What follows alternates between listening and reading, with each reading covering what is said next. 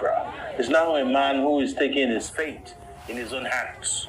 After his open rebuke of Justice Bintanyako last week, he, on the 14th of February, penned an open letter to the public, lamenting the executive interference and judicial indifference or collusion with the executive.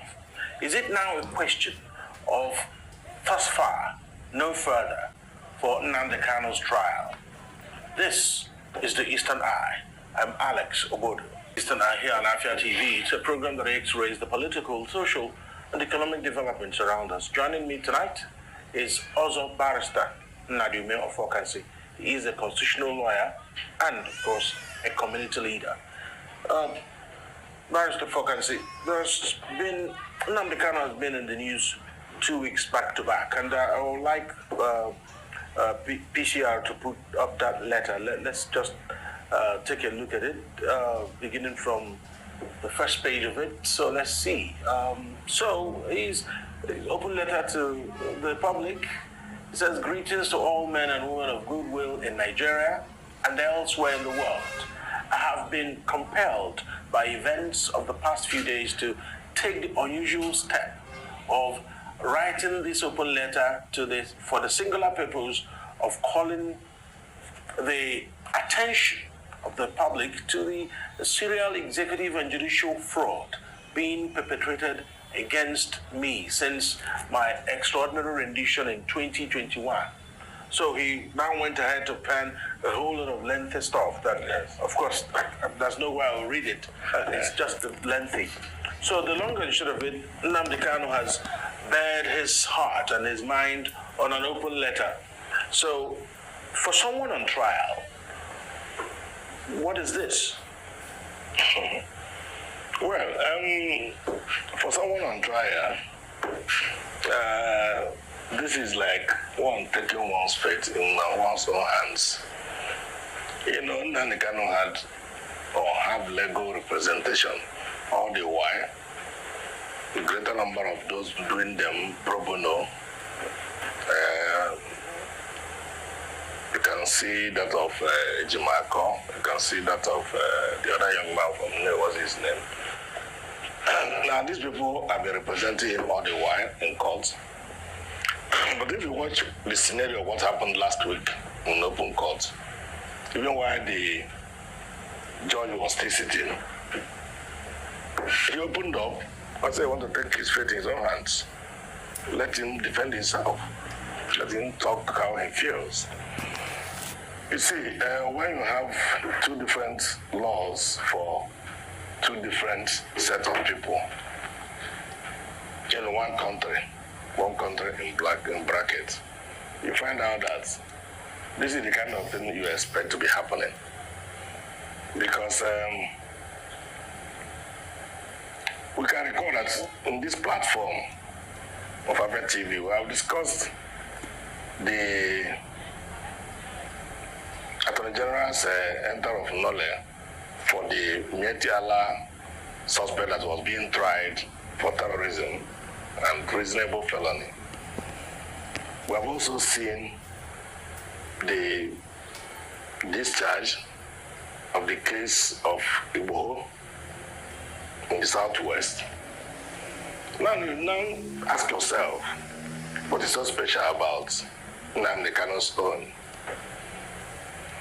Nnamdi Kanu, when he said the husband and the son of Justice Nyako is being tried for corruption somewhere, and that they gave him a condition that she should jail him so that the son and the husband could be set free. Some people began to dig whether it is true or not, and found that it is true. Now, that's by the way. The judge also recused herself following Nnamdi Kanu's protest last year. I think that was around between November and September, thereabouts. The judge said, okay, since you don't want me to try you, I will not try you. That is what you call recusing yourself. She recused herself. Now, the file was returned to the chief judge of the Federal High Court for reassignment to any other judge, or even to himself. Nothing stops him assigning judges. After all, they are all judges. The difference is that this one is the eldest. Otherwise, they are primus. He's just a mere primus inter pares among judges. He cannot even overrule a fellow judge because all of them have the same power. But administratively, somebody should be at administrative level. The chief judge of Federal High Court is at the administrative level. So when the case file was returned to him, the rumor mill says that many judges rejected the file. That's the rumor mill. It wasn't in the judge's own hands. He didn't write it down, because if he had written that, we could have known a judge that would have been assigned a case and say, we'll reject it. Now, even if all the judges reject it, why not take it on yourself? Since Nyako has recused herself, now you sent it back to Nyako. That is when Nnamdi began to smell a rat. Because what is so special about Nyako? Is she not just a judge like every other judge? Why must she be the one that the file will be going, you recuse yourself, you bring the file back to the same judge? No. What makes Nyako so special to try Nnamdi Kanu'S matter? Now, Nnamdi has no other option rather than to write an open letter. So let Nigerians see how he is faring with his trial. Let Nigerians see it. Now, as a lawyer, at least any lawyer that is above 20 years post-court is no more a young lawyer, because some people call a young barrister. I'm no more a young barrister. Mm-hmm. So I think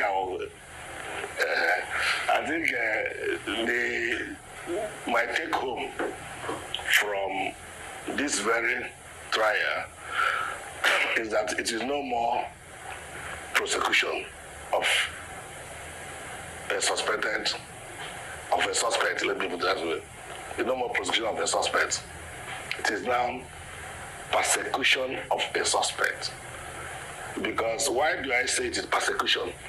Persecution in the sense that, number one, you have an illegal act which you committed to bring Nnamdi Kanu to Nigeria. That's the rendition. It is illegal, both under international law and our own law. But then it happened under Buhari. And Buhari, like all we know, is a man of rendition. He tried to rendition Umar Diko, where he was a military head of state. But the eagle eye of British police, the American police, I think it was American police also, they caught him and then opened the crate. Lo and behold, it was Umar Diko that was created in a crate, about to be taken back to Nigeria on a diplomatic bag.